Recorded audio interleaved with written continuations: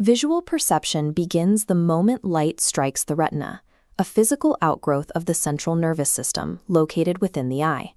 This tissue functions as a multi-layered processing engine, performing complex data extraction before any information reaches the optic nerve. This process involves anatomical optimizations at the macroscopic level, a biochemical cascade triggered by single photons, and a specialized synaptic logic that organizes the resulting data. By prioritizing spatial boundaries and temporal changes, the retina compresses and optimizes the visual load before transmission to the brain. The vertebrate retina is inverted. Incoming light must travel through layers of unmyelinated neurons and blood vessels before reaching the photoreceptors at the very back of the eye. To maintain high acuity, the fovea centralis physically compensates for this inversion. Proximal neurons are concentrically displaced to the side, creating a 0.35 mm pit. This creates an unhindered pathway for light, preventing photons from scattering and distorting the image. At the center of this pit, the foveola contains tightly packed cones and lacks retinal capillaries. This avascular zone relies on the choroidal blood supply behind the retina to ensure no vessel shadows interfere with the light path. These localized structural features, the anatomical pit and the avascular zone, provide the optical baseline necessary for high-fidelity spatial data extraction. In total darkness, vertebrate photoreceptors consume immense amounts of metabolic energy, despite never firing a single action potential.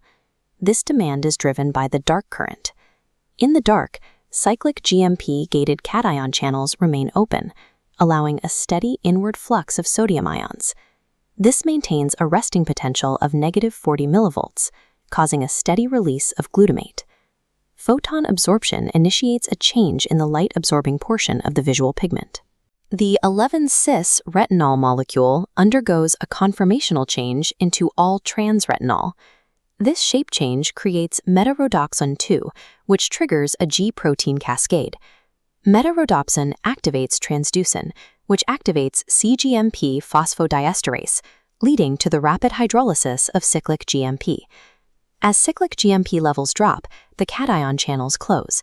The cell hyperpolarizes toward -70 millivolts, and glutamate release decreases. Detection occurs through an inhibitory biochemical process. Vision begins with the cessation of the dark current and a corresponding drop in neurotransmitter release. The retina translates the hyperpolarization of a single cone into two parallel streams of information via bipolar cells. In off-center bipolar cells, glutamate normally opens excitatory channels.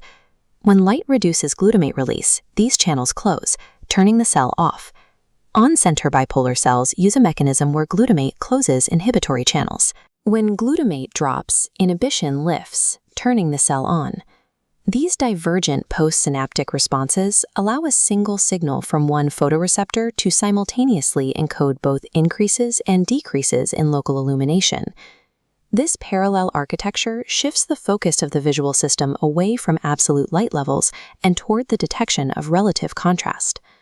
To extract spatial information, the retina utilizes horizontal cells. These interneurons gather data from the outer edges, or the surround, of a specific receptive field. This creates lateral inhibition. Illumination in the surround hyperpolarizes horizontal cells, which reduces their inhibitory feedback onto center cones. This effect antagonizes the direct response of the center pathway to light. This precise spatial antagonism between the direct bipolar pathway and the lateral horizontal pathway forms the center-surround receptive field. We can see the result in these recordings. Under uniform illumination, opposing center and surround effects cancel out, causing a weak electrical discharge. Ganglion cells fire most rapidly only when there is a sharp differential between center and surround. By utilizing this center-surround antagonism, the retina mathematically subtracts all the uniform background lighting in order to selectively amplify edges and gradients. A photon hits the fovea. Cyclic GMG levels drop. The cone hyperpolarizes. Bipolar cells diverge the signal, while horizontal cells apply lateral inhibition. The final ganglion cell fires a rapid spike train in response to an edge. These process signals move through parallel networks, with large M cells tracking motion and smaller P cells resolving fine spatial detail. The absolute intensity of ambient light is largely discarded. Rather, the system prioritizes the detection of contrast and movement, the critical data points required to navigate a three-dimensional environment. The optic nerve carries a curated topological map of contrast, the framework upon which the brain builds visual perception.